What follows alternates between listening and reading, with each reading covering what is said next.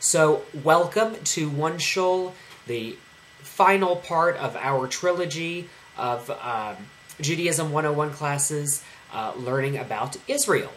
So, the notes for tonight's class can be downloaded above the chat window. It says download the notes from tonight's class, Judaism 101. You can click there. There's also embedded in the chat room a link as well. And let's see what else. The notes are also below. If you have the Flash PDF, widget below, it'll show the actual notes embedded in the room as well. So, what we're going to talk about with Israel is specifically Israel from a spiritual perspective. Now, there's a lot of different ways that you can look at Israel, that you can talk about what Israel is. So I'd like to start first, since we have everybody in the chat room tonight, I'm very excited about that. I'd like to start with having each person tell me what you think Israel is. Just tell me what you think Israel is. Give me your concept of Israel. There's a lot of different varying opinions, and we will respect all of those opinions tonight. So why don't you just start by typing in, just right where it says send, type in what you think Israel is. And we'll give just a moment for people to do that.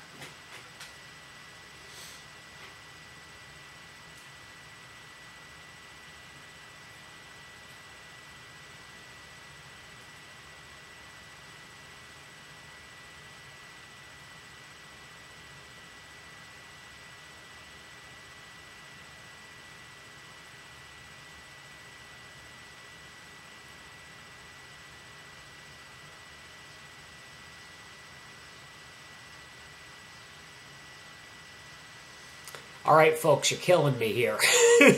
Come on. No thoughts? No thoughts on what Israel is? I can certainly give my own opinions, but I'd much rather hear what yours are. Or maybe they're just so long and complicated that it's taking you a long time to type them. I'd like to hope that it's the latter of the two. Well, I will go on ahead and say what I think. Looks like someone's having a chat that's not working, so perhaps we're having some chat room issues. But chat's working on my end, so I'm not sure what might be going on there. In any case, there's a lot of different ways of looking at Israel. Okay, here we go. Now we're starting to get some answers. So Jared says, the metaphor pertaining to the whole of the Jewish community. Okay, so that's a good answer, and our class tonight will reflect that opinion.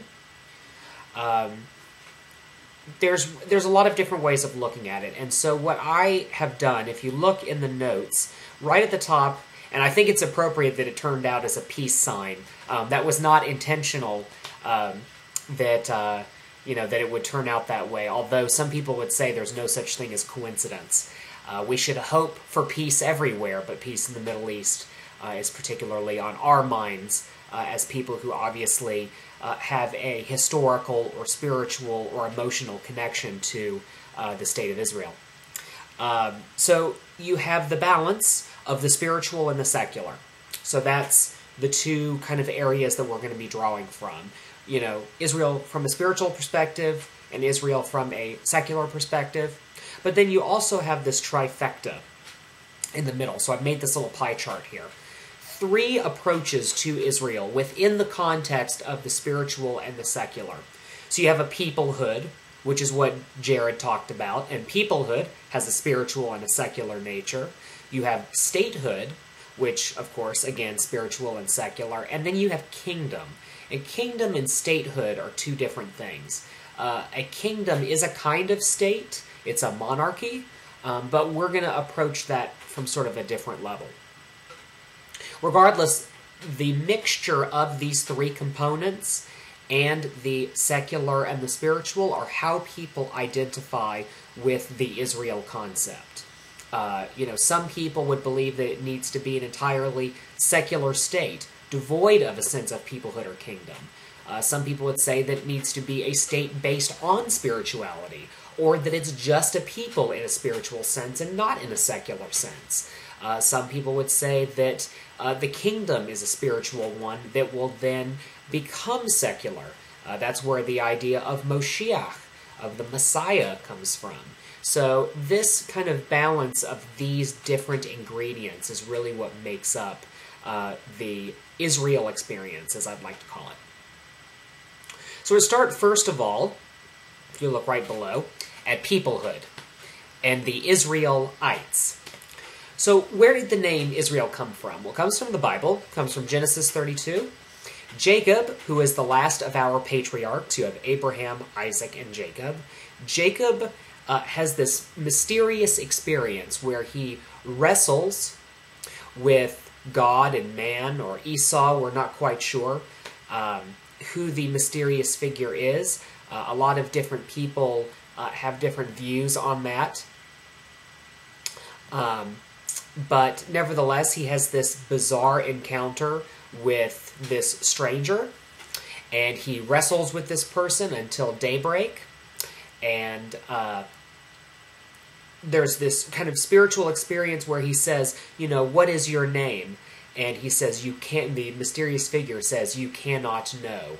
It's a very interesting sort of point there, and it's a very meaningful thing. So Jacob, in a lot of ways spiritually, represents a lot of the problems that Israel has. Often we look at the Bible as a modern book. We look at it in a modern context, but I think that it's important instead to look at it from the historical perspective, to look at the people who would have written the Bible, specifically had written each of the different parts of what I would call the more historical side, which would be sort of post-prophets, that sort of period, and to understand more about their perspective and their biases and prejudices, as we all have biases and prejudices, to learn kind of what these mythological stories, which myth is different than fantasy. Myth means something a little bit deeper. It's not a pretend story. It means something special. To understand a little bit better about what those people were thinking when they wrote that story. So one of the interpretations of the Jacob wrestling experience is that Jacob, being called Israel, Jacob's life parallels the struggles that happen in Jacob's story. So Jacob has a lot of things happen to him. Jacob and his brother Esau have this whole problem together. Jacob, of course, is the father of Joseph, the Technicolor Dreamcoat guy. Jacob is tricked by his father-in-law Laban into marrying the ugly daughter. So, you know, Jacob goes through all these different experiences, and it's related to the experiences that the Israel as people have gone through. In terms of some of the struggles that have happened, obviously we try to think in terms of modern politics. We think about the problems that have existed with Palestinians and with peace and with attacks from other countries. I think, however, we should put that aside, and I'm going to put the politics of Israel today aside and focus more on the spiritual aspects. It's important to recognize that the Holy Land has been in conflict forever. There's always been some kind of problem. There's always been some other country or some other kind of ruler who has had control of it. If it wasn't a monarchy, it was run by someone else. And so this idea of being controlled and not being able to live in a way that you feel is appropriate, that ethos is in the Bible. It's a very important part. So what does it mean for us to be Israel? Well, it means for us to live in a covenant. That's the simplest way of understanding it. We have a covenant with God, and we talked more about this when we talked about God. We have a covenant with God, but we also have a covenant with people. So we have a covenant with our own people, and we have a covenant with our neighbors. And, of course, the precedent, the golden rule of treat your neighbor as you would yourself, loving your neighbor as you would yourself. This shows up in 4 places, twice in Exodus, once in Leviticus, and another time in Deuteronomy. And it's important to know that the word neighbor doesn't necessarily mean your Jewish neighbor. It can mean any neighbor, anyone with whom you dwell.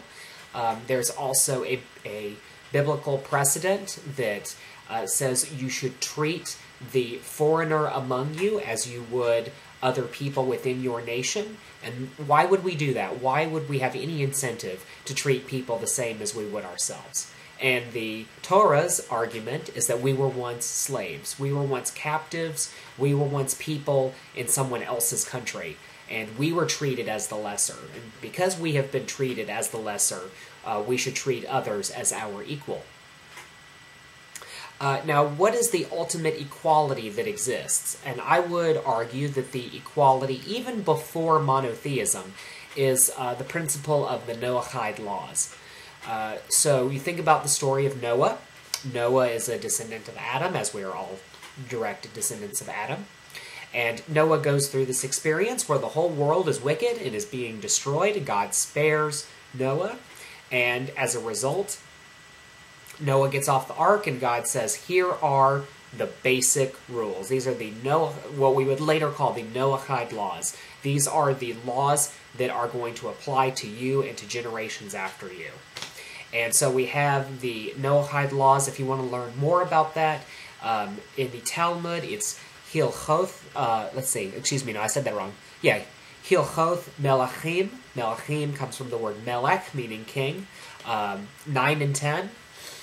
So Jews and non-Jews have a similar code, and it involves things like treating animals properly, abstaining from what is called sexual immorality. Of course, we're not exactly sure what that is supposed to mean. Most people would interpret it as adultery. And, abstaining from violent behavior and all sorts of other kinds of practices. These are basic monotheistic, ethical monotheistic values that we are all supposed to ascribe to.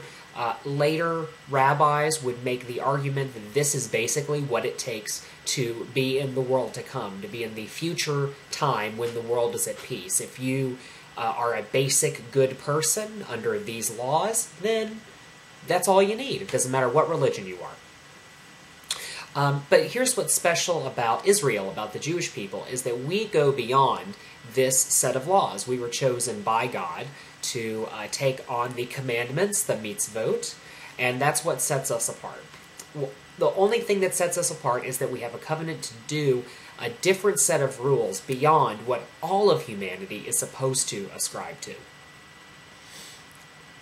So, in a sense, what it can mean to be Israel is to mean to be something that is both part of the world and yet, in a way, lighting a different part of life. Being involved in something that's a little bit more beyond, being involved in something that is special, that is unique. This is not to say that God hasn't made covenants with other people. We just have this particular covenant. The Torah is our particular covenant. Now, what does that mean? Does that mean that we need to lock ourselves away in a ghetto type of place, that we need to only be with other Jews because we have this sort of special way of approaching life, and that we don't need to be involved in secular affairs? The Talmud seems to think no. Here's a little section. This is actually not from the Talmud specifically. This is from another sort of exegetical writing. I'm going to summarize it. Non-Jews are to have a share in all benevolent work of a township, which appeals to human sympathy, and on which the maintenance of peace among men depends. So, what does that mean? What do we need to have in order to, be a peaceful community? So what it says here is we should support the poor, we should bury the dead, we should comfort mourners, and we should visit the sick. So it's a very interesting idea. So here it's saying that clearly all people have a responsibility to participate in all of these activities which make the world better. These specific examples I think are really beautiful. So let's see if we have some questions here. Jared says, where to be an example to others, correct?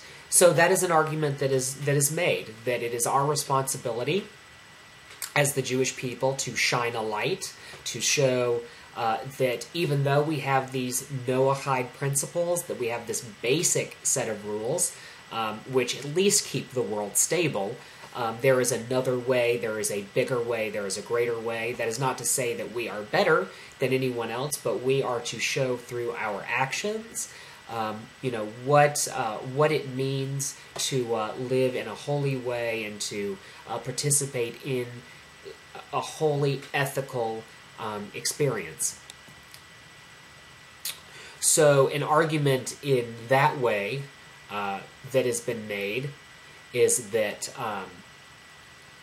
as an example, I'm not sure where it says it in the Talmud. I know it says it in the Talmud, but I forget the exact portion.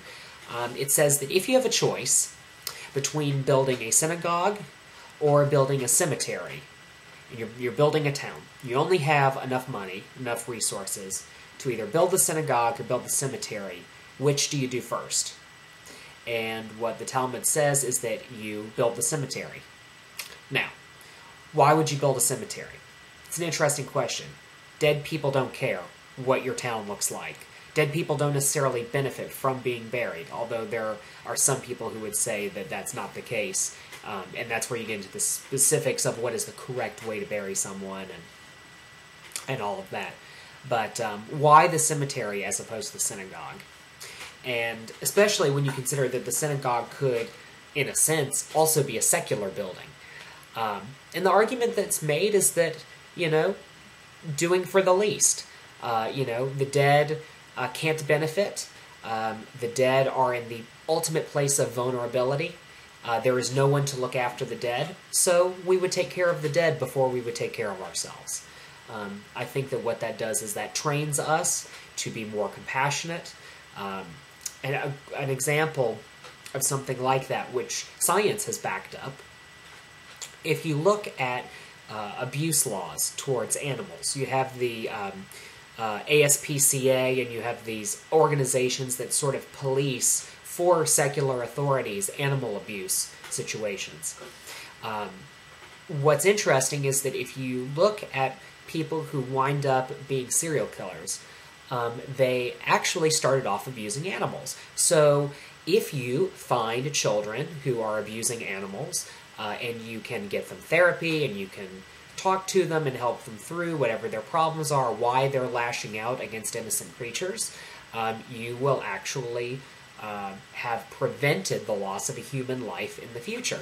And so that's an example here when you're talking about what Jews are supposed to do and what makes Israel special, is that we have a unique sense of this. We have a sense that if we do these things, it corrects us, it makes society inherently better. Maybe not for its immediate results, but instead for what it can do to a people if you create these values. So, I'm going to move on to the next part here, and you'll see a nice little map of early Israel divided into two parts. We have the lower kingdom, the kingdom of Judah, where Jerusalem was, or Yerushalayim, if you are a Hebrew speaker, and you have the kingdom of Israel, which was the northern kingdom. This is from a book called The Bible Unearthed. Concludes that the biblical writers deliberately invented the empire, power, and wealth of Saul, David, and Solomon by appropriating the deeds and achievements of the Amrides, so that they could then denigrate the Amrides and obscure their accomplishments, since these kings held a religious viewpoint that was anathema to the biblical editors. Okay, so that's a lot of heavy words, so let's digest what this is. If you look at what the Bible says during the time of King Saul, King David, and King Solomon, and that's the order in which they had power, the kingdom of Israel was a single united place. This is what the Bible tells us. It was a single united kingdom. Jerusalem was huge. It was very cosmopolitan, and it was the center point of the kingdom of Israel. But if you look at this actual map, you find two different areas. And that's what we've discovered archaeologically. that Jerusalem was not really that big. Most towns in early Israel had about 400 people. They weren't particularly cosmopolitan. And by cosmopolitan, we would compare them to, say, Athens, Cairo, other places like that. They didn't quite have the type of modernism. They didn't have the size of community. They didn't have some of the infrastructure that Israel had. Israel was way more backwater than the Bible wants us to believe. So what does it mean, though, that there was a kingdom? The kings basically wanted to unify the kingdom, these two separate parts, under monotheism, because having one religion for a kingdom is a very easy way to keep people under control. So if you look at the Inquisition of the 1400s, Ferdinand and Isabella, they did the exact same thing. They purged the country of anyone that they considered to be heretics, which unfortunately in our case included the Jewish people. And as an interesting sort of history story, why did Christopher Columbus try to find the New World so that he could, or find India in particular, so that he could get gold and all of that? Well, it was because Ferdinand and Isabella, through trying to keep their control and keep their power, ended up really harming the Jewish banking system. The Christian church, the Catholic Church back then, did not allow other Catholics to give loans. It was considered usury, so the Jewish people were involved instead in that practice. It was one of the only professional positions that Jews could have, and if you killed the Jews and you cut yourself off from a money supply and you don't allow your people to trade, to use finances in that way, it's going to destroy your economy. So they instead decided to try to seek out gold from other places. So a similar idea here in the history of Israel. The kings who were trying to unify the country, or unify the kingdom, I should say. And this is where we get the book of Deuteronomy from. So the book of Deuteronomy was found, and it's actually kind of interesting because we are on, this week's Torah portion is actually the last Torah portion before we start reading the book of Deuteronomy. And the Deuteronomist text is obsessed with monotheism, with the power of the king, with the power of the temple and the priesthood and the sacrifice. And it would make sense because that would be what would unify the people. Now, what existed before then? You had families, you had tribes, and you had worship of the god that we now call God, Yud-Heh-Vav-Heh, the unpronounceable name. But you also had some of the cult practices of the early Canaanite pantheon. You also had the worship of a female deity that was connected to Yud-Heh-Vav-Heh, called Asherah, and that was sort of considered Yud-Heh-Vav-Heh's wife, and they had their own little pantheon as a result of that. How do we know this? If you look at early Israelite houses and settlements, they have found clay figurines that say, Yud-Heh-Vav-Heh and his wife, Sarah. And so we know that this female divinity worship was a common practice. The kings, of course, didn't like that because anytime that there was difference in a kingdom, then it would be a lot harder to unify people. All right. Any questions so far? Does anyone want to ask anything? I know we had a little bit of trouble with the chat room earlier, and hopefully that has worked itself out a little bit. But if anyone has any questions, feel free to ask them before we start on what I assume, and this is why I left plenty of time for it, what would be the more controversial topic, which would be the modern state of Israel, the state that we have today. So if you have any questions, let me know. Otherwise, I will go on ahead and start talking about the state of Israel as we have it, or have had it the past 100 years or so.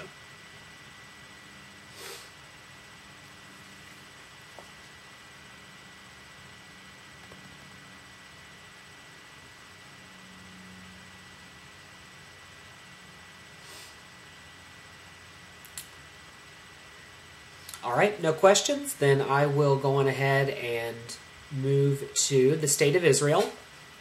So I'm going to give you a basic timeline for how Israel, as we understand it today, came together. Now, there's a whole lot of history between the unifying of the kingdom and the time of the Crusades, and then the time of the Turks and all of the other countries and cultures that have taken over Israel and had that land for a given amount of time. So if you want to learn more about that, David, the Saga of the Israelites, is an amazing documentary series. I highly recommend it.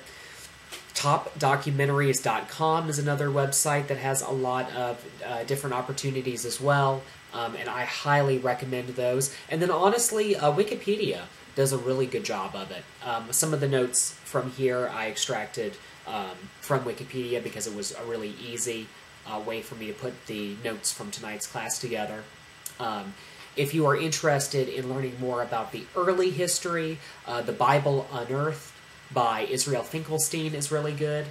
If you live in the Athens area, there is a UGA professor, Richard Friedman, I believe is his name, who wrote the book Who Wrote the Bible. He is an excellent professor on the documentary hypothesis, which is how we understand the Bible came together, and he is absolutely spectacular. So if you want to learn more about that, some great options there. So I'm going to give you a quick timeline for the State of Israel as we know it today. So there were Zionist movements before Theodore Herzl. They didn't really catch on, though, not to the degree that Herzl and his contemporaries and then latter people were able to sort of push for this particular movement. So in 1986, Theodor Herzl published a book called Der Judenstaat, and which means the Jewish state. And what he was talking about was what he saw to be the rise of anti-Semitism in Europe, or as the Europeans would call it, the Jewish question. Which, if you Google the Jewish question, it talks a lot about Hitler. Hitler used the term the Jewish question. That's where the phrase, the final solution, comes from. So it's the Jewish question, what is the final solution? The final solution in Hitler's mind was the Holocaust. So he wrote this book, and the Zionist organization was founded, and the first Zionist Congress developed their mission statement, which was to create a Jewish homeland in Palestine, secured under a public law. So it's interesting to note, since we're talking about the spiritual and the secular, Theodor Herzl was actually an atheist. So the idea that Israel as the religious state was an earlier idea, didn't quite catch on in the modern world the way that the secular state actually did. Skip ahead a little bit, and you have World War I, and you have the Turks, the Ottoman Empire, who are in control of Israel. You then have the British, who have control of it, and this is where the Balfour Declaration comes from. So Lord Balfour sent a letter to Lord Rothschild, and it stated that the British government viewed the establishment in Palestine of a national home for the Jewish people. It is clearly understood that nothing shall be done which may prejudice the civil and religious rights of existing non-Jewish communities in Palestine. So the idea was that with the Balfour Declaration, it is a good idea to put the Jews in Palestine and give them a homeland. So that's only as far as we go with this. Oftentimes people try to take the Balfour Declaration and make it into something bigger than it was. All the Balfour Declaration was an understanding that the Jews had the right to exist and that they should exist in Palestine. Now, you could say that that's a huge thing because of anti-Semitism, the idea that the Jews should be wiped off the face of the planet, but this does not lay down Israel as we understand it. So it isn't until later we have the British mandate, which effectively is the British rule of Palestine. So we have the Balfour Declaration, and the Balfour Declaration was confirmed by the League of Nations. The League of Nations was sort of the predecessor to what we would now call the UN. and that came into effect in 1923. And what that did is that permitted the Jewish Agency to oversee Jewish immigration to Palestine and to work out some land deals with the local Arab community. So they were setting up opportunities for Jews to come to Palestine and to live there, and to give them property so they would have a place to live.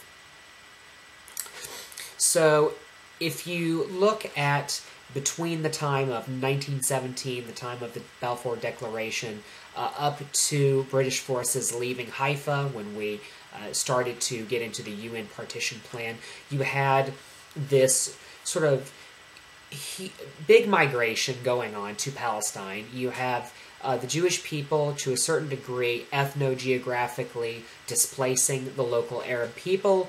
There were skirmishes along the way. There were battles along the way, because any group that feels like it's threatened by people coming in, of course, is going to react. Now, it's important to know that Jews had lived in Palestine for a very, very long time, and that I think a lot of times we tend to look at it as the Jews weren't in Palestine, and then the Arabs were there, and it was just Arabs, and the Arabs ran everything, and then the Jews came in, and that ruined everything. That's a gross oversimplification of the situation. There were Jews in Palestine.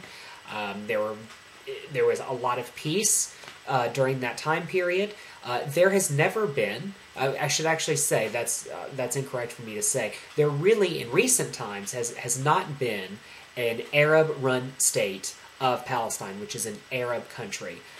The Holy Land, for the most of the Holy Land's existence, has been run either by a monarchy or by an outside force. The British Mandate being exactly the same thing. So it was the British ruling Palestine.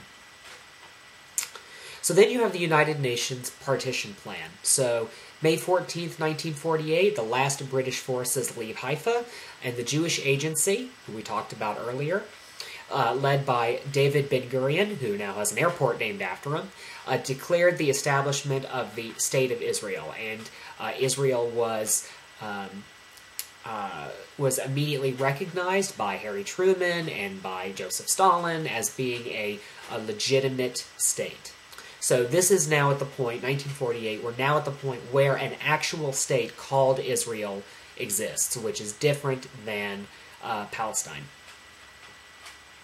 And, of course, there have been a lot of things that have happened along the way. We have had lots of different wars.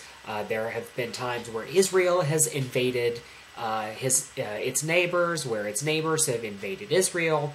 Of course, there's a lot that goes on there. There's a lot of politics and things like that. And perhaps we will teach that class at some point. But I think that for the sake of this class, I'd like to actually move past that. So let's talk specifically, though, about Zionism and the idea of the Jewish state. I would highly recommend the fiction book Chaim Potok's The Chosen. So The Chosen is not actually about Israel. It's about two boys living in Brooklyn during World War II, and they are, I guess, high school age. And one is an Orthodox Hasidic Jew. The other is sort of probably a conservative Jew, something like that. I don't think they ever quite say what Reuven's background is, but nevertheless, his father is an academic professor. I think that they are sort of modern, probably more secularized Jews is how they're sort of written. And then his friend Danny is a Hasidic Jew. And there's a subplot in the story about the founding of Israel and some of the differing opinions on that. So I think that it's important to discuss that from a religious perspective, from a spiritual perspective, which is what we're here to do, to talk about the difference of opinion over whether or not Israel should exist. So if you look at the Zionist perspective, there's a belief that God gave the land of Israel, or as you would say, Eretz Yisrael, was given to the Israelites. This was given, promised to Moses. The land of Canaan was promised to Moses. That the language of the Bible, the language of the Torah, is very specific, and says that we are to have the land and that we are supposed to take over and smash all the idols and all of that. And if not, if we didn't get to have it then we should have it now. And so that is the idea, that it's biblical prophecy, that we should have it. So that is one particular perspective. Now, there are religious anti-Zionists, and probably the most popular. There's a lot of differing opinions sort of within the anti-Zionist movement that is religiously based. Probably the group that gets the most sort of exposure, that's the loudest, is Nutre Carta. So Nutre Carta stresses that because of the sins of the Jewish people, this is a Talmudic idea. The Jewish people have sinned, our temple was destroyed, we were exiled from the land of Israel, and that is God's will, and that is where we are supposed to be. And that it says in the Talmud that one day the Messiah will come, and that is when we are to go back to Israel, when we have this Messianic age. And since we do not live in this Messianic age, which is an underpinning of Jewish theology that all Jews agree with, that we are not in the Messianic age, then surely we should not be living in Israel, at least not living in Israel the way that we do now. So this kind of duality there of how you could have very religious groups. Nutria Carta is a Latvish, I believe. I forget exactly what their background is, but they're a non-Hasidic Orthodox Jewish group, Eastern European in descent, in terms of their sort of customs. They wear the strimal and, the whole sort of Poland in the 1800s outfit. Very deeply religious Jews, subscribe heavily to halakha, to Jewish law, and they believe that Israel shouldn't exist. And there was actually a controversy where the leader of Nutria Carta was seen with Ahmed Ahmadinejad. So, kind of interesting. On the other hand, though, you have religious Zionism. You have the idea that this is a land that belongs to the Jewish people, and that the Jewish people within the boundaries of Jewish law should be living on the land and should be the secular leaders of the land. And I think that that's interesting, that you can have two devoted religious groups. I mean, you have synagogues that you go to where you see the Israeli flag being hung up next to the American flag. And there's a deep sense, there's a prayer in some, if not all actually, Siddurim, prayer books, where one prays for the state of Israel, where one prays for the Israeli Defense Force, which is the Israeli army. And then at the same time, you have groups like Nutria Carta and others who would consider that very blasphemous and would say that that is not something that is appropriate. So I think that what that says for us as a people is that we are allowed to have differing opinions, and that just as we would have differing opinions about American law, so would we have differing views about Israeli law, just as we have different views on how to understand Jewish law, to understand God, to understand Torah, in the same way we have different understandings of what Israel is. I think also, if you go back to the beginning of your notes, looking at this pie chart with the spiritual and the secular sort of influences coming into that, you can really see that. Take, for example, religious Zionism. So religious Zionism has a spiritual component that the Jews who are Israel should have the state, and it should be a secular state run by us. On the other hand, you have anti-Zionists who take a spiritual perspective that we should actually be living in a kingdom, which is a secular place, but it should be run by the Messiah. So altogether, we have this same sort of cycle, the same map of influence that we rely upon.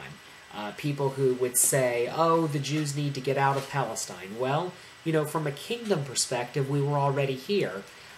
It's just a question of, do you translate kingdom and state as being the same thing? So I like that. I like the idea that we are all, part of this sort of confusing circle. But if you look at the center of the circle, it's peace. So I think that's a pretty cool thing either way.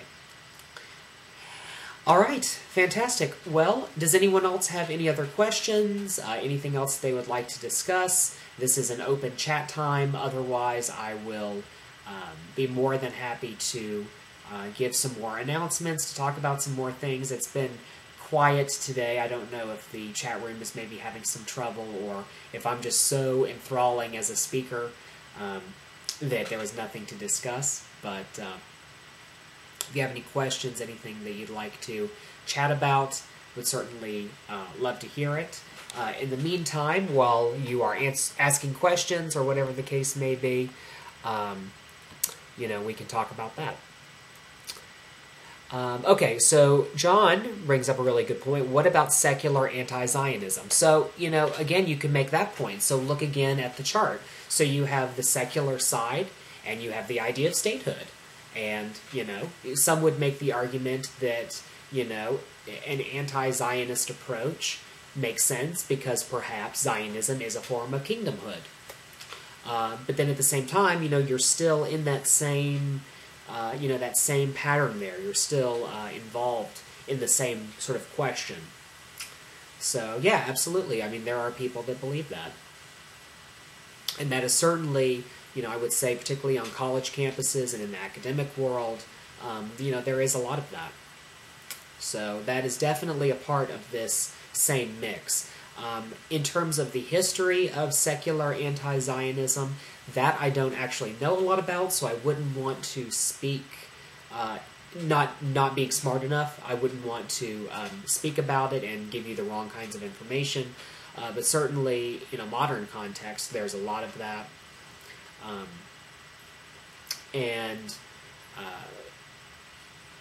There's obviously a lot of different views and all of that. There was a Zionism that was purely secular, that was related to socialism at one point, and now I think we're sort of seeing the opposite concept existing now, the idea that you shouldn't have a state which is run by a religious concept, the separation of sort of church and state, as we would say. But unfortunately, that's a little bit beyond my level of knowledge, so I apologize. I take everything from everything that I teach is from a spiritual perspective because that's just what I know. Ask me sometime when I know more about secular law and things like that. I'll be more than happy to give you that answer then. But unfortunately, we're all limited in our knowledge, and that's where my particular limit happens to be.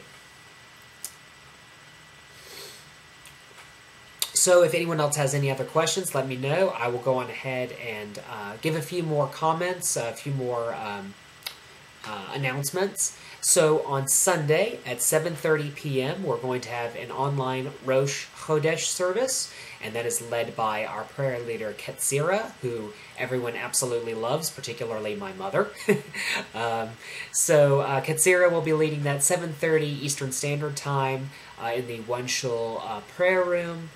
Rosh Chodesh is the service for the new month, so there's a lot of chanting, there's a lot of meditation and breath work, and things like that. Ketzira is a member of the Kohenet movement, which is a group of women who are reclaiming earth-based Judaism from a feminist perspective, so you really get a lot of interesting stuff out of that. I certainly really love the work that she does, and we're so happy to have her here as a member of One Shul. It's great to have her as a leader. So that'll be Sunday. This Shabbat, if you happen to know anyone in the Minneapolis area, I'm going to be up there with Congregation Shir Tikva, involved with the God Project, probably speaking a little bit. We might be doing some filming. So if you know anyone who is in the Minneapolis area, let them know that we're there. We'd love to hang out with them and chat with them. We have a little hotel room, so if someone would like to go back to the hotel room and have a drink and celebrate Shabbat or whatever the case may be, we would love to provide that hospitality. The community there at Shir Tikva is a Reform community. They have offered a lot of great hospitality at their event, and it's open and welcome to the public. In addition to that, we have also finalized our dates in Los Angeles and Portland, Oregon. So we'll be in LA from August 10th through the 14th, and then we will be in Portland on August 18th. We'll be filming for the God Project there as well. So if you know anyone who identifies as Jewish and would like to take part in that, it doesn't matter what their background is or their religious affiliation, whatever the case is, as long as they self-identify as Jewish, we would love to interview them, and we will work with them to develop whatever their particular schedule needs are. Filming takes about 20 minutes a person. It can go up to an hour if you want to schedule that big of a block of time. In addition to that, we've got other dates we're working on in Atlanta and in New York. Obviously, our office here in Athens. If you live in the Atlanta area, the Athens area, we would certainly love to interview you here in our office, or we can interview you at your home or apartment or work or whatever the case may be. So just let us know. I will give you, the email address is patrick@punktorah.org, and you can set up a time to participate in that. And last but not least, One Shul operates thanks to donations from kind visitors such as yourself. We are an independent community. We're not affiliated with any larger kind of organization. We're not affiliated with a particular movement in Judaism. We like being independent. We like creating a sukkah of peace. If you think of a sukkah on Sukkot, that is the booth that we dwell in for that holiday. And if you think about that, we as a community are building this great big sukkah, and everyone can dwell under it. And it is open, and it is big, and it is strong, and we'd like you to be a part of that as well. So if you'd like to help with that, you can donate. punktorah@gmail.com is the PayPal address. You can also go on the Punk Torah website. So it's http://www.punktorah.org/donate, and you can donate through the PayPal link there as well. So, thanks again for coming to class. I look forward to seeing you on Sunday for Rosh Hodesh service, or on Shabbat if you live in the Minneapolis area, and you can reach me via email to get more information about that. So thanks again. One Shul, the only synagogue as unique as you are. Take care and have a great evening.